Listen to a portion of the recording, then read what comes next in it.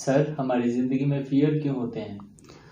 Fear, खौफ। असल में तो ज़िंदगी में हम शायद कोई भी काम करने के लिए निकलते हैं तो सबसे पहली जो चीज़ रुकावट आती है वो फ़ियर होता है। एक लिहाज से फ़ियर बुरी बात भी नहीं होता, क्योंकि फ़ियर की वजह से आप कॉन्शियस होकर अपनी प्रॉपर प्लानिंग करते हैं और आप मेंटली तैयार होते हैं कि अगर ये कुछ हुआ तो उसके आगे मेरा रिस्पॉन्स क्या होगा। लेकिन इसकी इतनी सी ये पॉजिटिविटी है, लेकिन ओवरऑल ये एक नेगेटिव ट्रेट है जो आपको आगे बढ़ने से रोकती है। अब बहुत सारी जो फ़ियर होते हैं उनकी वजूहात जो हैं वो कुछ हमारे एक्शंस के ऊपर भी डिपेंड करती हैं। इसकी वजाहत मैं आपको एक स्टोरी से करता हूँ। एक कौवा गोश्त का पीस एक लेके उड़ रहा था और एक महफूज जगह की तलाश में जहाँ वो बैठ के खा सके वो इस कोशिश में था। तो वो देखता है कि एक अकाब उसके पीछे आ रहा है, तो वो खौफज़दा हो जाता है कि ये अकाब अब मेरे पीछे लगा हुआ है और ये मुझे मारना चाहता है। तो वो और तेज़ उड़ता है। उड़ते उड़ते वो आगे एक जंगल होता है, वहाँ पे एक लंबा सा दरख्त होता है, उसके एक टहनियों के अंदर छुप के बैठ जाता है। तो वहाँ पे एक उल्लू बैठा होता है। अब उल्लू बड़ा इंटेलिजेंट होता है, तो वो देखता है कि कौवा बड़ा घबराया हुआ और परेशान है। तो वो उससे पूछता है कि मेरे दोस्त क्या हुआ तुम्हें? कहता है कि ये मैं उड़ रहा था तो मेरे पीछे ना एक अकाब लगा हुआ है। तो वो देखते हैं कि अकाब अभी कहीं नहीं गया, वो वहाँ पे चक्कर लगा रहा होता है उस दरख्त के इर्द गिर्द। तो उल्लू उसे कहता है, वैसे तो हम उल्लू को समझते हैं कि बेवकूफ़ है, लेकिन वो बात वहाँ पे बड़ी ज़बरदस्त करता है। वो कहता है कि वो अकाब तुम्हारे पीछे नहीं है, ना वो तुम्हें मारना चाहता है, वो इस गोश्त के टुकड़े के पीछे जो तुमने अपनी चोंच में पकड़ा हुआ है। तू इस गोश्त के टुकड़े को फेंक दे तो इसका असर देख, अकाब उसके पीछे जाएगा, तुम जैसे मर्जी उड़ो। अब वो क्योंकि परेशान होता है और घबराहट में होता है तो वो उसकी बात मान लेता है और उड़ते हुए उस गोश्त के टुकड़े को फेंक देता है। अब वो अकाब जब ये देखता है तो वो गोश्त के टुकड़े की तरफ चला जाता है और कौवा आज़ादी के साथ और ऊंचा उड़ता हुआ चला जाता है।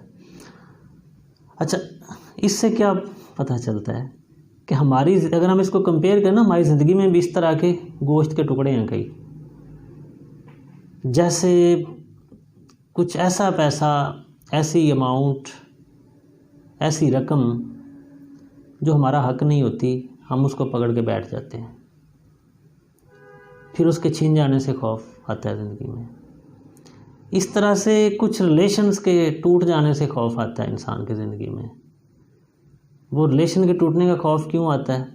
अना, तकब्बुर, या फिर जितना उस रिलेशन को टाइम देना चाहिए उतना टाइम ना देना, या अगर आप किसी ऐसी जॉब में हैं, आप एक किसी सीट पे आ जाते हैं किसी भी तरीके से जिसके ऊपर आपका हक नहीं होता, तो उसके छिन जाने का खौफ। तो नॉर्मली हमारी ज़िंदगी में इस तरह के फ़ियर होते हैं कि जो चीज़ें हमारे पास हैं ये कहीं मेरे से छीन ना जाएं। सर, हम कह सकते हैं कि विदाउट एफर्ट किसी मकाम पर हम पहुंच जाए तो उसके ज़्यादा छिन जाने का डर होता है। यस। क्यों? एक तो आप वैसे ही अपने ऊपर आप कॉन्फिडेंट नहीं होते। फ़ियर को ज़ाइल करने के लिए, उस खौफ को ख़त्म करने के लिए आपका सबसे पहले ख़ुद पे एतमाद होना बड़ा ज़रूरी है। एक ऐसा एक्शन, एक ऐसा काम, एक ऐसी चीज़ जिसके ऊपर आप खुद ही पूरे एतमाद ना हो, वहाँ पे फ़ियर का लेवल कितना ज़्यादा होगा बनिस्बत उसके कि जब आप कुछ ऐसा काम करते हों जहाँ पे आप खुद जो है बहुत पूरे एतमाद होते हों, तो वहाँ पे आपका फ़ियर का लेवल बहुत कम होता है। फॉर एग्ज़ाम्पल, अगर एक गाड़ी आप पिछले 2 साल से चला रहे हों, उसकी ड्राइव करते हुए आप बड़े पूरे एतमाद होते हैं, तो आप बड़े कॉन्फिडेंस के साथ रोड के ऊपर चलते हैं।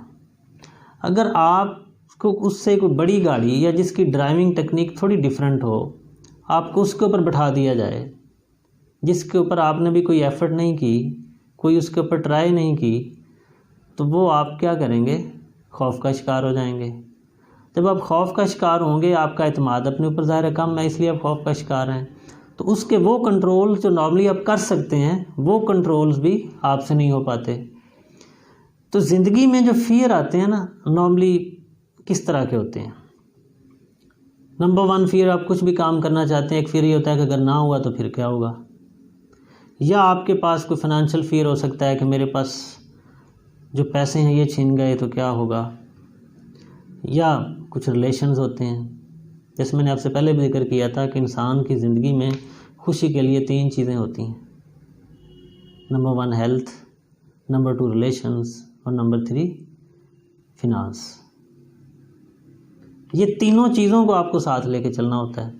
अगर ये तीनों चीज़ें इन कांटेक्ट हैं, आपकी हेल्थ अच्छी है, आपके रिलेशंस अच्छे हैं, उधर से टेंशन नहीं आ रही, फिनंशियली आप ठीक हैं, तो आप देखेंगे कि आपकी ज़िंदगी में फ़ियर का आंसर बहुत कम हो जाता है।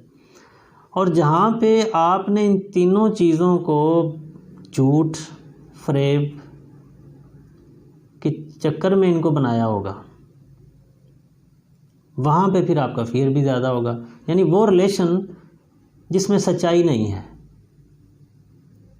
झूठ इन्वॉल्व है, अनापरस्ती हो, मतलब कोई भी नेगेटिव ट्रेट हो जाती है, तो वो रिलेशंस एवरी टाइम आप फियर में होते हैं कि कहीं दूसरे जो मेरा एक दोस्त है या मेरा पार्टनर है उसको सच्चाई का पता ना चल जाए। तो आपका एक एक लम्हा फियर में गुजरता है। इस तरह से ऐसा एक पैसा जो आपने किसी भी गलत तरीके से इकट्ठा किया होता है वो भी आपके लिए फ़ियर काज कर रहा होता है। किस तरह का फ़ियर? कि किसी को पता ना चल जाए।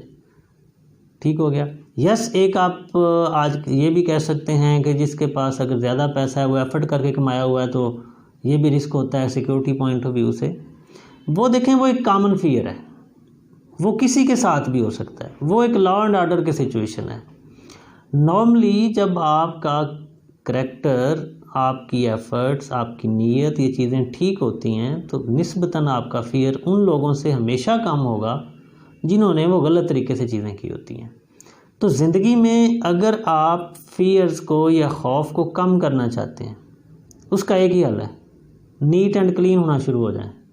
अपनी ज़िंदगी से झूठ, फ़रेब, अनापरस्ती, धोखाबाजी, इन चीज़ों को से निकालते जाएं, आपकी ज़िंदगी से फ़ियर कम होते जाएंगे। लेकिन सर कुछ लोग अपने मकसद को सीक्रेट रखना चाहते होते हैं, तो ऐसा क्यों वो सोचते हैं? या डर से सोचते हैं, या फिर वो ऐसा सोचते हैं कि वो अगर किसी को बता देंगे तो उनकी सच जो झूठापन है उनके सामने आ जाएगा?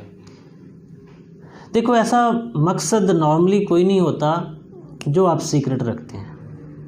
आप मकसद एक अचीव करना चाहते हैं, क्यों? आप दुनिया को दिखाना चाहते हैं कि मैं ये कर सकता हूँ। कोई ऐसा मकसद है जो आप सिर्फ इस तरह करना चाहते हो किसी को पता ही ना चले? आप उस वक्त तक छुपा रहे होते हो जब तक कि आप वहाँ पहुँच नहीं रहे होते। क्यों? वो बात मैंने आपसे पहले की कि अगर ये पूरा ना हुआ, नाकामी होगी, तो लोग क्या कहेंगे, या अगर मेरा पैसा इतना ज़ाया हो गया और लोग क्या कहेंगे कि इतना पैसा लगा दिया और कामयाब नहीं हो सका। तो ये उस तरह के फ़ियर्स हैं। मकसद आपका कोई ऐसा नहीं होता कि आपके मकसद से आपको फ़ियर फील हो, उसके ना होने पे फ़ियर होता है।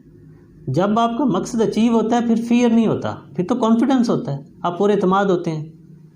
तो स्टार्ट मैं यही आपसे कह रहा हूँ कि आप कोई भी काम करते हो, कोई भी चीज़ अचीव करते हो, आपने अच्छी नीयत, अच्छी कोशिश के साथ वो अचीव किया है, अपने ऊपर आपको एतमाद है, खुद एतमादी है आप में, आप उतना ही फ़ियर आपका काम होगा। आप ये कह लें कि खुद एतमादी और फ़ियर, खौफ, ये इन्वर्सली प्रोपोर्शनल है। एक चीज़ बढ़ेगी, दूसरी कम होगी। अगर तो आप खुद एतमादी बढ़ा रहे हैं, अपने ऊपर एतमाद आपका बढ़ रहा है, तो आपका फ़ियर कम होता जाएगा। अगर आपका कॉन्फिडेंस लूज़ हो रहा है, खुद एतमादी कम हो रही है, आपका फ़ियर ज़्यादा होना शुरू हो जाएगा। तो इस लिहाज से आपने ज़िंदगी में जो चीज़ें हैं, कोई भी काम हो, अगर आप इन चीज़ों को सोच के इस वे में आगे चलते हैं तो आपकी ज़िंदगी से फ़ियर कम होते जाते हैं।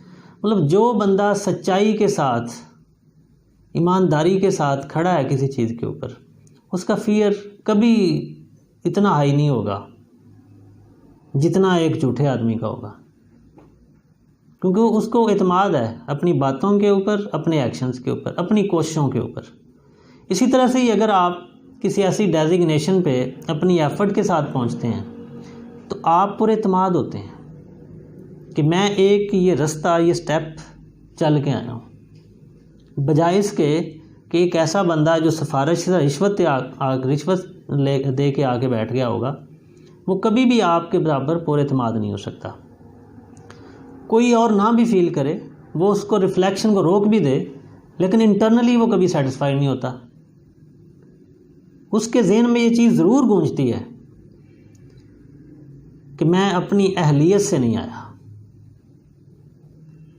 और ये चीज़ बड़ी ज़रूरी है आप में कॉन्फिडेंस पैदा करने के लिए। अगर आपके अंदर ये कॉन्फिडेंस वाले मेजर्स हैं, आप वो एक्शन लेते हैं, तो आपका फियर कम होता जाएगा। जस्ट लाइक आप कॉलेज यूनिवर्सिटी में पढ़ते हैं, एग्ज़ाम आता है, जिस बच्चे ने जितना अच्छा पढ़ा होगा उसका उतना फियर कम होगा, बजाय उसके कुछ ये प्लान कर रहा होगा मैं उससे पूछ लूँगा, मैं उसकी नकल कर लूँगा, ठीक है, या सिलेक्टिव दो बीच में से की हुई हैं चीज़ें, तो वो फियर का शिकार रहेगा जब तक वो एग्ज़ाम दे नहीं आता। तो इसलिए ज़िंदगी में फियर्स जो आते हैं वो हमारे एक्शंस होते हैं और फिर हमारे थॉट प्रोसेस होता है। थॉट प्रोसेस को आप फियर से खुद एतमादी में बदलना शुरू कर दें, वो मैंने आपको बता दिया, अपनी कोशिश से, नीयत से आप कर सकते हैं। तो आपकी ज़िंदगी से फियर कम होते जाएंगे। जब तक आप ये गोश्त के टुकड़े लेके फिरते रहेंगे तो फिर आपको फियर आते रहेंगे। जब तक ये गोश्त के टुकड़े आपने ऐसे जो उठाए हुए हैं किसी के, वो आपके पास हैं, फियर ज़्यादा है।